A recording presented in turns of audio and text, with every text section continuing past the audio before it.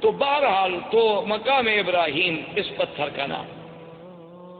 اچھا اللہ کی شان دیکھیں، یہ مقام ابراہیم جہاں اب ہے یہاں نہیں تھا۔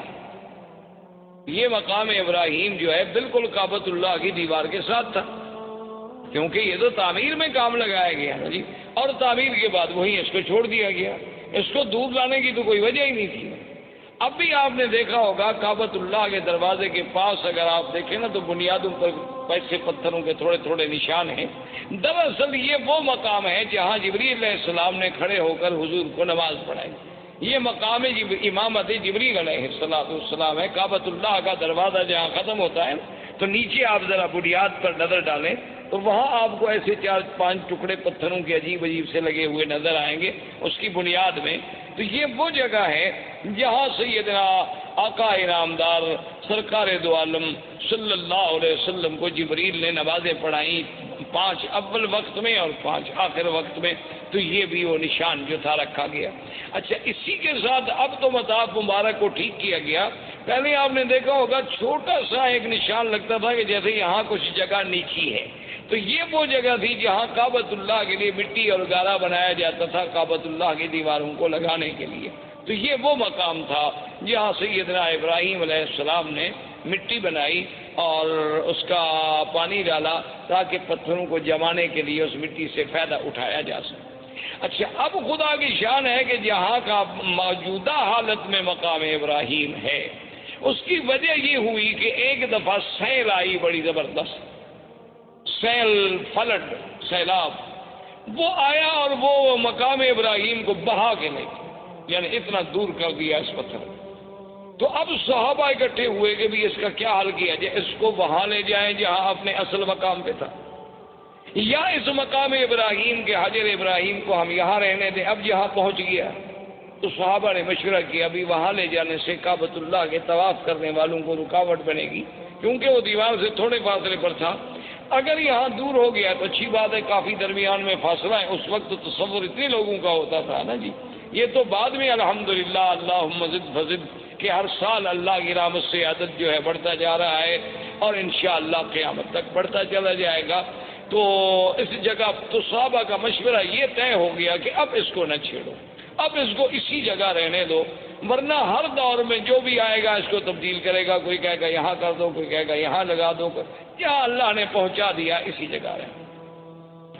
لیکن آپ حیران ہوں گے، حکمت دیکھیں خدا کی، آج بھی ہمیں تواریخ سابقہ، تاریخ عالم کو جب آپ کھولیں تو ان میں یہ باتیں ملتی ہیں کہ بعین ہی اسی جگہ ابراہیم علیہ السلام جب کعبۃ اللہ بنا رہے تھے نا تو یہاں کھڑے ہو کر دیوار کو دیکھتے تھے کہ دیوار سیدھی ہے کہ نہیں، کیونکہ ان کے پاس کوئی آلات تو تھے نہیں اور نہ پہلے زندگی میں کبھی عمارت بنائی تھی، وہ تو اللہ کا حکم تھا نا کہ تعمیر کر دو۔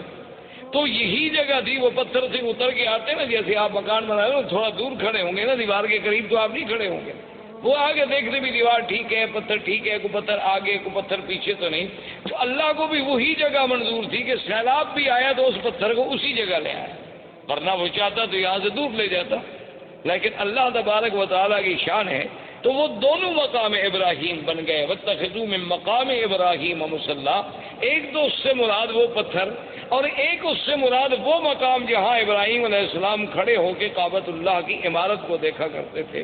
تو اللہ تبارک و تعالی نے اس جگہ کو بھی یعنی اتنی بڑی عظمت بخشی، اتنی بڑی شان بخشی کہ وہ قیامت تک کے لیے قرآن میں آیا اور مصلی خلیل، مصلی حبیب سیدنا محمد الرسول اللہ صلی اللہ علیہ وسلم جو ہے بن گیا۔ اب یہ سیدنا ابراہیم علیہ السلام نے کعبہ بنایا، اللہ نے ندا کا حکم دیا کہ کعبہ بن گیا ہے، لوگوں کو حج کے لیے پکارو۔ تو اس ندا میں بھی اقوال ہے، بعض علماء فرماتے ہیں اسی حجر ابراہیم پہ کھڑے ہو کے ابراہیم علیہ السلام نے ندا دی، بعض علماء فرماتے ہیں کہ جبل ابی قبیس، یہ جو پہلا جس قریب پہاڑ ہے نا جس پہ محلات ہیں، یہ پہاڑ ابی قبیس جی، اور اللہ کی شان ہے کعبۃ اللہ اول بیت، یہ دنیا میں سب سے پہلا گھر، اور ابی قبیس اول جبل وضع فی الارض، یہ دنیا کے پہاڑوں میں سب سے پہلا پہاڑ ہے جو زمین پہ رکھا گیا۔ تو ابھی قبیس پہ کھڑے ہوئے، اور ایک روایت میں ہے کہ حضرت ابراہیم علیہ السلام عرفات میں جا کے عرفات کی پہاڑی پہ کھڑے ہو کے آپ نے ندا دی۔ ایک روایت یہ بھی آتی ہے تو وہاں سے اللہ نے ان کی ندا کو پوری دنیا میں کائنات میں پہنچا دیا۔ تو اب ابراہیم علیہ السلام تشریف لے گئے، حضرت اسماعیل علیہ السلام یہاں رہے، حضرت اسماعیل علیہ السلام کی شادیاں ہوئیں۔ اس طریقے سے اللہ تبارک و تعالی نے سرزمین کو آباد کیا، اور اس پورے علاقے میں ما سوائے دین توحید کے اور کوئی دین نہیں تھا، یعنی سب لوگ جو تھے وہ ملت ابراہیم، سب لوگ جو تھے وہ دین ابراہیم پہ تھے، اور کوئی شرک نہیں، کوئی بے دینی نہیں، کوئی احداث نہیں، کیونکہ ان علاقوں کو تو دین ملا ہے۔ اسی وجہ، یہی تو وجہ تھی نا کہ ہر آدمی یہ کہتا تھا کہ میں ملت ابراہیم پہ ہوں۔ یہودیوں کا بھی دعویٰ کہ ہم ملت ابراہیم، نصرانیوں کا دعویٰ کہ ہم ملت ابراہیم، مشرکین مکہ کا دعویٰ کہ ہم ملت ابراہیم پہ۔ آخر اللہ نے ارشاد فرمایا ما کان ابراہیم یہودیا ولا نصرانیا ولکن کان حنیفا مسلما وما کان من المشرکین۔ اللہ نے فرمایا کہ ابراہیم نہ تو یہودیت پہ تھے نہ نصرانیت پہ، اب وہ تو بالکل ساری دنیا سے مائل ہو کے دین اسلام، دین حق پہ چلنے والے، اور نہ وہ مشرکین میں سے تھے۔ تو یہ سارا دین جو تھا دین توحید تھا، ملت ابراہیمی تھی۔ سب سے پہلے عمر ابن لوہی، عمر ابن لوہی ایک شخص تھا، وہ مکے کا سردار تھا اور بہت بڑا سردار، یعنی اس کی بات جو تھی نا جی مکے میں اور قبائل میں اور حول مکہ ایسے مانی جاتی تھی کہ اس کی بات کے ٹالنے کا کسی کو کوئی تصور بھی نہیں۔ تو عمر ابن لوہی جو ہے یہ وہ آدمی ہے جو حاجیوں کو بڑی خدمت کرتے، ان کو زمزم پلاتے، صرف زمزم خالی نہیں بلکہ اس میں اصل ملا کے، شہد ملا کے پلاتے تھے حاجیوں۔ تو یہ عمر ابن لوہی جو ہے یہ شام کے علاقے میں گیا تجارت کے لیے، تو وہاں اس نے ایک قوم تھی عمالقہ، عمالقہ قوم کو دیکھا کہ ان کے پاس بت ہیں اور مختلف شکلیں ہیں، کوئی مردوں کی، کوئی عورتوں کی، مختلف خوبصورت قسم کے، کوئی چاندی کے، کوئی سونے کے، کوئی لکڑی کے، کوئی مٹی کے۔ تو اس نے ان سے پوچھا بھی یہ کیا ہے؟ تو عمالقہ نے ان سے کہا کہ بھی یہ ہمارے خدا ہیں، آلہہ ہیں۔ اصل تو خدا وہی ہے بڑا، لیکن اس کو تو ہم نہ دیکھ سکتے ہیں نہ اس سے ہم بات کر سکتے ہیں، تو آدمی کا کم سے کم مرکز محبت، مرکز نظر، مرکز توجہ کوئی ایسا تو ہو جو ہمیں نظر آئے، وہ تو ہمیں نظر بھی نہیں آتا۔ تو اس لیے یہ چھوٹے چھوٹے خدا ہیں، جب ہم مشکل میں ہوتے ہیں تو ہم آ کر ان کو پوچھتے ہیں، ان کی عبادت کرتے ہیں، اور پھر ان کی عبادت سے جن کی یہ تصویریں ہیں، تماثیل ہیں، وہ ہم سے خوش ہوتے ہیں، وہ اللہ میاں کو کہہ دیتے ہیں تو ہمارا کام ہو جاتا ہے۔ تو یہ اصل میں چھوٹے چھوٹے ہم نے آلہہ بنا رکھے ہیں اپنے اپنے تصورات کے مطابق۔ اصل میں وہ آلہہ کی ابتدا جو ہے یعنی وہاں عمالقہ میں کہاں سے آئی؟ نوح علیہ السلام کے زمانے سے، اس وقت سے بت پرستی چلی آ رہی تھی۔ اور وہ بت پرستی کیسی آئی تھی کہ جب کوئی اللہ والا فوت ہو گیا تو اس کی پہلے فوٹو بنائے گئے، محبت کے لیے گھر میں رکھا گیا، پھر آہستہ آہستہ اس پہ پھولوں کے ہاتھ لٹکائے گئے، پھر پرنام کیا گیا، اور آخر میں سجدے شروع ہو گئے۔ ابتدا وہاں سے شروع، جیسی آج کل آپ دیکھ، تو اس طرح عمالقہ میں یہ بھی بت پرستی داخل ہو گئی۔ تو عمر ابن لوہی کے دماغ میں پتہ نہیں کیا آئی کہ ایک نئی چیز ہے، تو اس نے کہا اچھا بھی ایک دو بت مجھے بھی دو تاکہ میں ان کو مکے میں لے جاؤں اور ہم بھی ادھر کعبۃ اللہ میں رکھیں گے۔ تو سب سے پہلا بت جو عمر ابن لوہی لے کے آیا وہ حبل تھا، اس کا نام تھا حبل۔ وہ جب لے کے آیا حبل کو یہاں رکھا اور سارے مکے والوں کو بلایا کہ بھئی یہ تو ہمیں خدا مل گیا ہے، ایسے پہلے تو ہم خالی گھر میں عبادت کر رہے تھے، خدا تو نہیں تھا، تو اب سب اس کی عبادت کیا کریں۔ تو لوگوں نے اس کی عبادت کرنی شروع کی۔ اس نے باقی قبائل کو بلایا، پھر ہر قبیلے کے لیے خدا بنتا چلا گیا، کو بنو ثقیف کا، کو بنو حذیل کا، کو بنو خزاع کا، کو قریش کا، کو بنو ہاشم کا، سب خدا بناتے گئے۔ اور پھر اس نے لوگوں سے یہ بھی کہہ دیا، اس نے کہا کہ دیکھو یہ بت تو بناؤ، خدا تو بناؤ، لیکن یہ شرط ہے کہ مٹی ہمارے اس شہر کی ہو، یعنی پتھر یہاں سے لو، مٹی بھی یہاں سے لو، پھر اس سے بناؤ، ہر مٹی سے نہ بناؤ، کیونکہ یہ تو اللہ کے گھر کی مٹی ہے نا، یہ تو مبارک مٹی ہے۔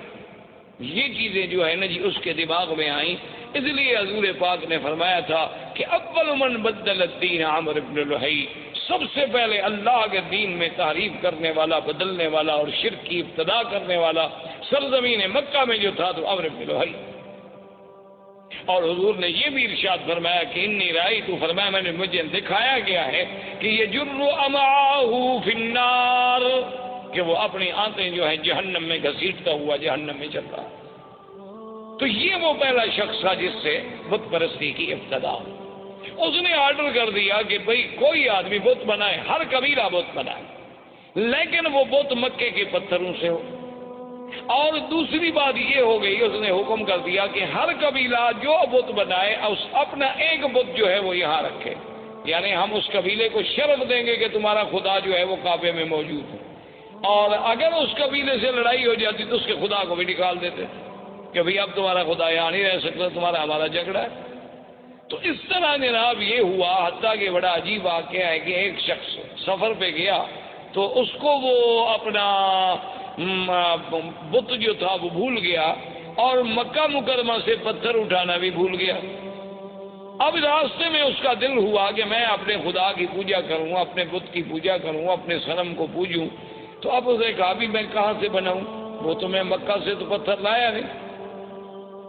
جیسے ہمارے روافض نے بھی آپ نے دیکھا ہے، ان کا بھی ایک مٹی کا ایک ایسے ٹھیلا گول سا بنا ہوتا ہے، وہ سجدے میں وہی استعمال کرتے ہیں.